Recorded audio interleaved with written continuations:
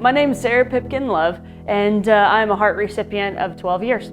My story begins when I was 2 weeks old, and that began when my mom took me into the doctor's office, and they looked at me and they said, "We can't help her here." We were in San Angelo, and at that point my mom looked at the doctors and said, "Where do we need to go?"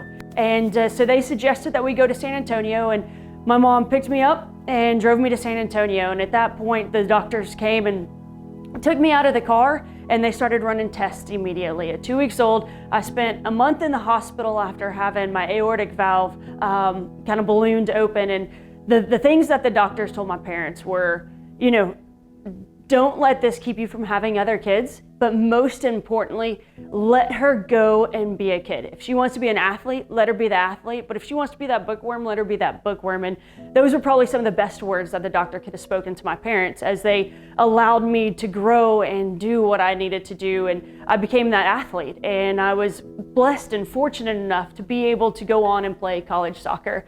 Now, I chose to play goalkeeper, and it probably worked out for me just because I'm not much of a runner, and my heart couldn't quite keep up with everybody else's. But finished 4 years of playing soccer, and one day I was out running at my parents' house, went for a 5-mile run that morning, and that evening I went into AFib, and I couldn't get out of it. I had learned how to be able to get myself out of them a little bit at a time, and this time I just couldn't get out. And so they took me in, and the doctor said, "Yeah, we told you we would get you through your soccer playing years, and that's what we've been able to do." And I think you even know things have changed. I went from running 5 miles to that evening I couldn't get up from the chair to the door without being out of breath. And my life had just completely changed in the matter of a moment. And so with that being said, we went through and we actually had to kind of get my body prepared for a heart-only transplant because my lungs had formed to the way my heart was, and we have originally looked at a heart and lung transplant, but through medicine and things of that nature, we were able to get the lungs to do what they needed to do, and we were able to do a heart-only transplant. So I spent a few months on 2 24/7 IV meds with an external defibrillator, and before we were able to do the transplant. Now, I will never forget that moment of receiving that phone call. I'd just been in the hospital, and we had planned that I was going to be sick enough that I could stay in the hospital, and I'd be moved up on the transplant list. And unfortunately or fortunately, I wasn't able to stay in the hospital. They said, "You're doing too well, you're still active, and we don't want to keep you here if we can take you home." And not being very happy, I called one of my friends, and we went and we hung out in Killeen, Texas. And it was about 2 o'clock in the morning that I received that phone call, and I'll never forget it. I looked at my phone, and it was a 210 number, which I knew if it was ever a 210 number, I needed to pick up the phone. And that moment changed my life forever. And I picked up the phone, and they said, "Hey, this is the transplant clinic, and we've received a heart, and we would like for you to go ahead and get started coming this way."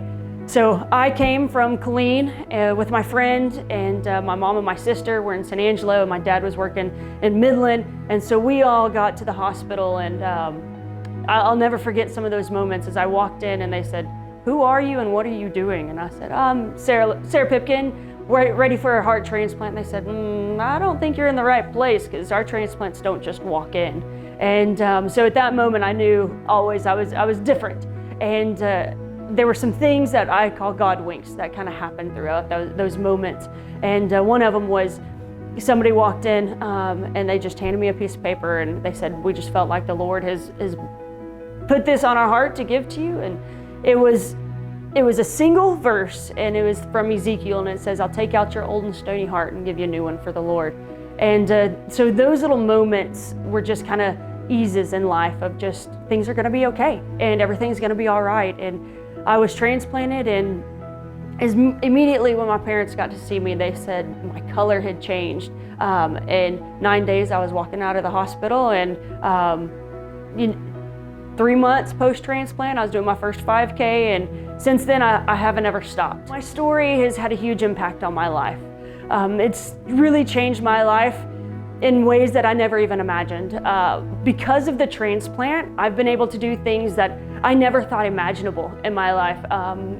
Growing up with the heart that I had limits. And when I received that heart transplant, it completely changed my world almost immediately.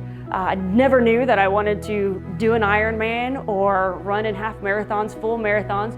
Didn't realize I enjoyed bikes, road bikes, and because of the transplant, it's afforded me opportunities to be able to do those athletic experiences that I've been able to do, whether it's 600 miles in 6 days for the Lone Star Circle of Life, riding for organ donation, but also blood and platelets and bone marrow, and just getting that out there, or doing simple things such as the Ironman or the half marathon. But it's also done more than just athletically. It has allowed me to continue to be a daughter to my parents, a best friend to my sister. It has allowed me to get married, and then it's also allowed me to continue to live this life and be able to share Dylan and I's story. I say all the time, we do this together. And because of that, I've been able to go on and teach and coach girls to the state tournament, state game, and those things that are things that I, again, never imagined, didn't realize that that's what I could do one day. The most inspiring thing I think about our story, and again, I say it's our story because it's not just me, it's Dylan and I doing this life together. So I think for me, the most inspiring thing about our story is being able to go and share Dylan and share what he's been able to do in my life, and that I still have this life to live.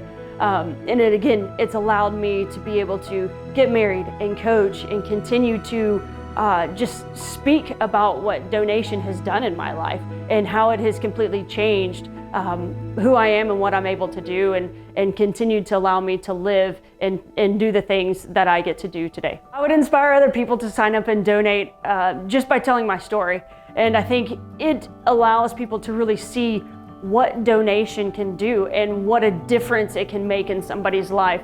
Something as simple as saying yes in their deepest, darkest time allows some of us to be able to go on. And I can't imagine making that decision at that time, but in death there's life, and through donation you get to see that. And so for me, I guess being able to inspire other people to donate is just being able to share our story and being able to tell our story and tell people about how to sign up, because that often goes unnoticed. And I will even say, I don't know that I knew a whole lot about donation until I was in the position. So my perception of donation has changed throughout this time, just because as I was younger, we talked about it. I can remember talking about it as a middle school student and just not quite grasping it, understanding. And so that process of as I grew up and then once I was donated has really changed.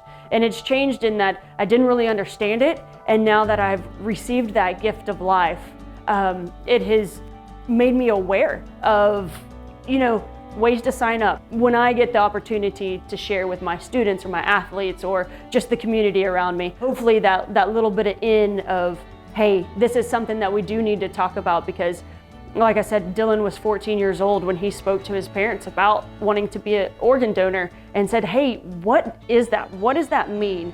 And so they had already had that discussion of becoming an organ donor and if anything were to ever happen. And I think that probably aided in just the ease of that decision. Not that it's ever an easy decision, but they knew that's what he wanted. I'm Sarah Pipkin-Love, and I'm a heart transplant recipient, and I'm asking you, sign up, save lives.